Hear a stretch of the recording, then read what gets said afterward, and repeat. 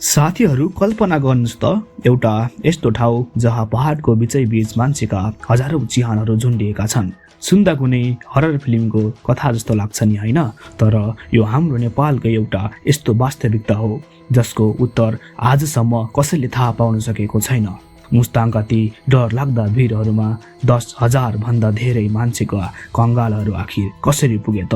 आजको भिडियोमा हामी यही रहस्य खोतल्ने छौं। तपाईले मुस्ताङका ती अग्ला पहाडहरूमा साना साना पालहरू त पक्कै देख्नु भएको होला। टाढाबाट हेर्दा यी गुफाहरू चराका गुड जस्ता देखिन्छन्, तर अचम्मको कुरा के छ भने यी गुफाहरू जमिनबाट 150 फिट भन्दा माथि छन्।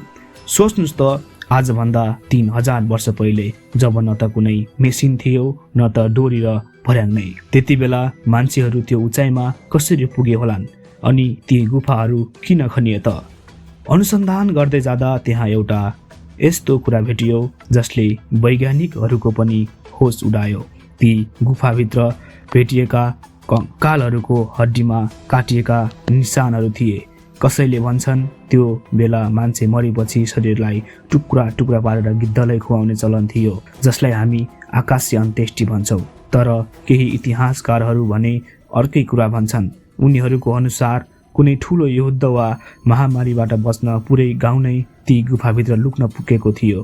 तर अन्त्यमा उनीहरूको के भयो त्यो कसैले थाहा छैन। सत्य जे भए पनि मुस्ताङका यी आकाशी गुफाहरू आज पनि संसारकै एउटा ठुलो रहस्य बनेर उभिएका छन्। तपाईलाई के लाग्छ? के ती मानिसहरू शत्रुबाट बच्न त्यहाँ लुकेका थिए होलान् त? आफ्नो विचार कमेन्टमा लेख्नुहोला। अनि यस्तै रोचक र सत्य घटनाहरू मन पर्छ भने च्यानललाई सब्स्क्राइब पनि गरिदिनुहोला। अर्को भिडियोमा फेरि भेटौँला। हस्त नमस्कार।